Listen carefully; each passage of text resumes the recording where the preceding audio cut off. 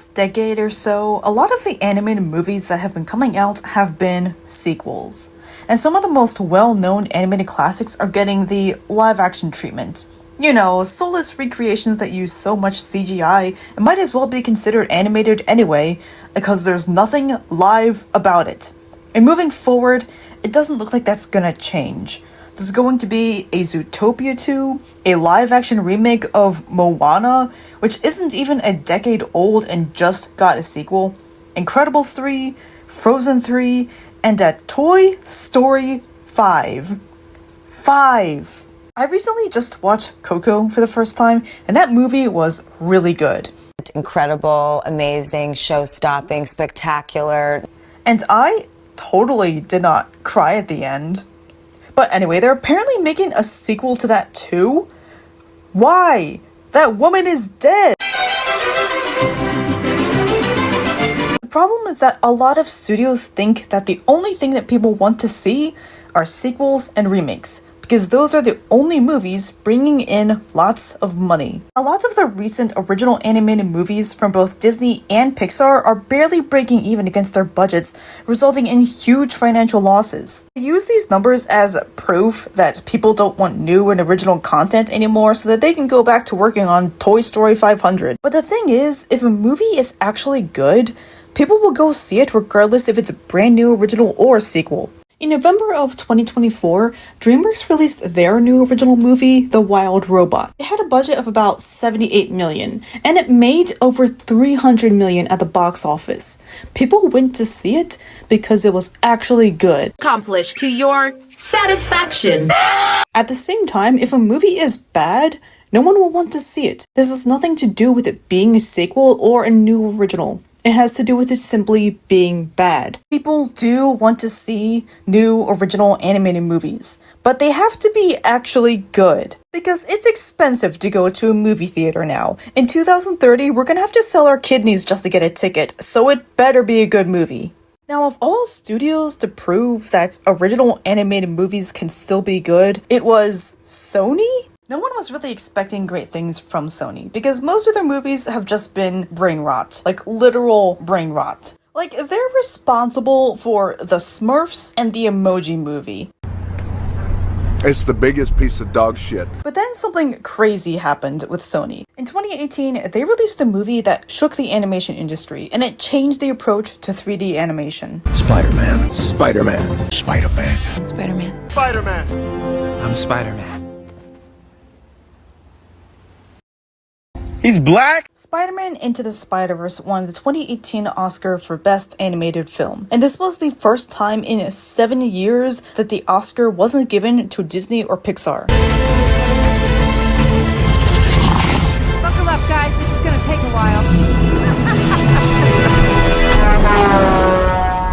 I don't think anyone saw this coming from the studio that made the Emoji Movie. But they did it. Sony proved that they can make an actually good film and not just literal brain rot. Cut to a few years later, and over the summer they released a new animated film straight onto Netflix.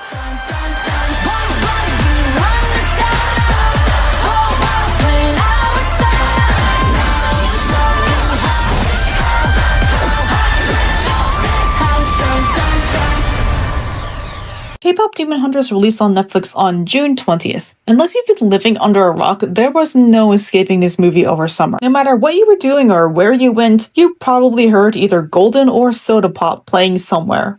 And now I want to sit back and relax and enjoy my evening. When all of a sudden, I hear this agitating, grating voice. No one was expecting this movie to be as successful as it is, especially not Sony, because it didn't even get a theatrical release. Seeing how big it is now, that may have been a huge missed opportunity. Its songs have been topping the Billboard Hot 100. Golden stayed at #1 for weeks. It eventually did get a limited theatrical release for a sing-along event and got about 19 million for one weekend. And a few weeks after that, it reached Netflix's #1 watched movie of all time. It has been referred to as Netflix's Frozen, which sounds about right. The last time an animated movie reached this much attention was probably Frozen back in 2013. So yeah, Kpop Demon Hunters is like Netflix's Frozen, except this time it's actually good. It absolutely deserved a full theatrical release. You don't need to be a fan of K-pop or understand the cultural influences or references to enjoy this movie, but having an understanding or even just looking more into some of these references just ends up adding to the experience. For example, the tiger and the magpie. Wearing a tiny hat?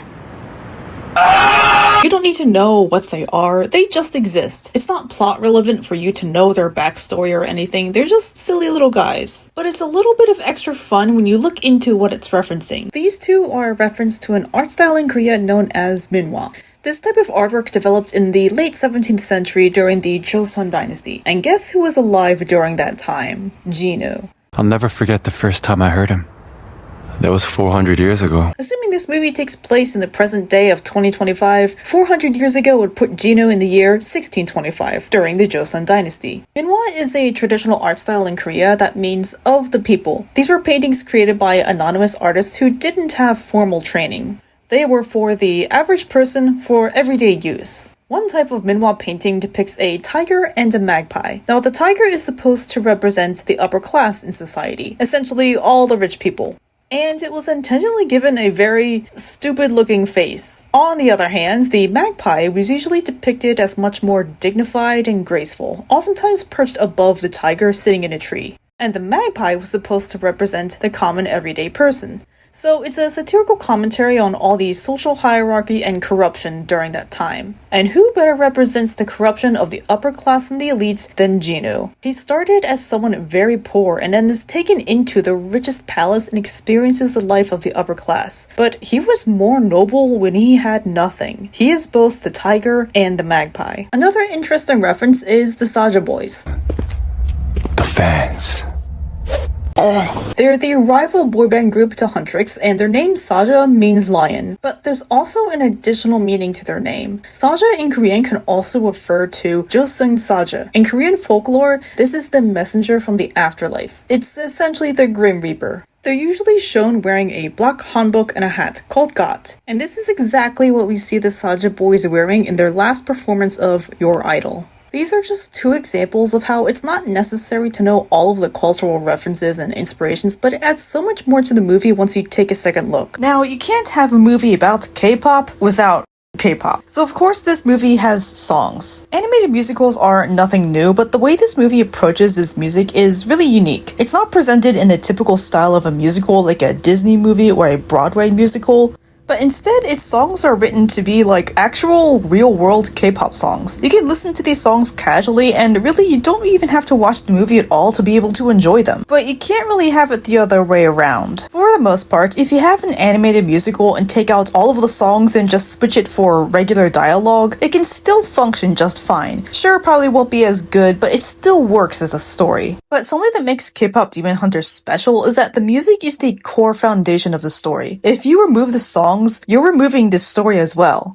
Because it centers around an actual K-pop group, almost all of the musical numbers in the movie are also performances, which play a major role in the story. Music is not only the way that the hunters fight against the demons, but it's also one of the ways that we understand the characters. The songs themselves are a form of storytelling. For example, in the song Golden, the notes in the chorus are very, very high, and they reach into the soprano register. These are the lines that Rumi sings, and although she does hit the notes, this part of the song is out of her range, and it puts a strain on her vocal cords. I'm gonna take 5.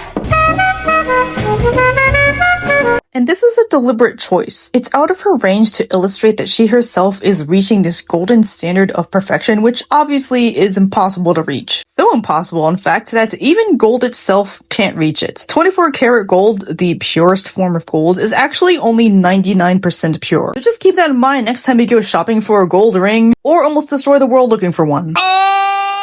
Vocalists who do the singing voices for Rumi, Mira, and Zoe just did their first live performance of Golden. And EJ, the voice for Rumi, was actually recovering from bronchitis. So the song was actually taken down a few keys.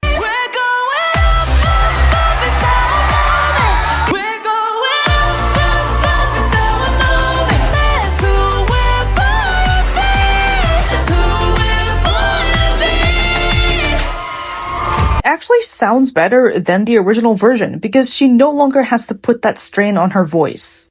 The coolest part about all of this is that the story in K-pop Demon Hunters and its overall concept, it basically became reality. Now, as far as I know, most K-pop idols are not actually secret demon hunters that I know of. But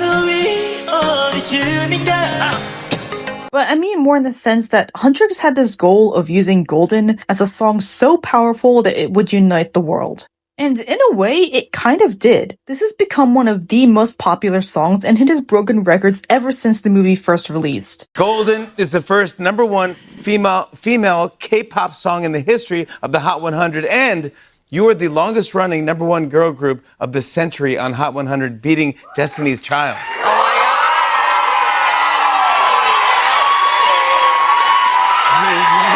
And not only that, but if the Saja Boys were real, we'd all be cooked, because both Soda Pop and Your Idol made it to the top 10 on the Billboard Hot 100. Music does unite people. There is nothing that can get thousands of people into the same place for the same reason unless it's a concert. Like, yes, sports stadiums and events do bring crowds just as big, but the people are there to root for one team and against another. But at a concert, everyone is there for the same reason, and they're together in unity. You can not only see it, but you can hear it too.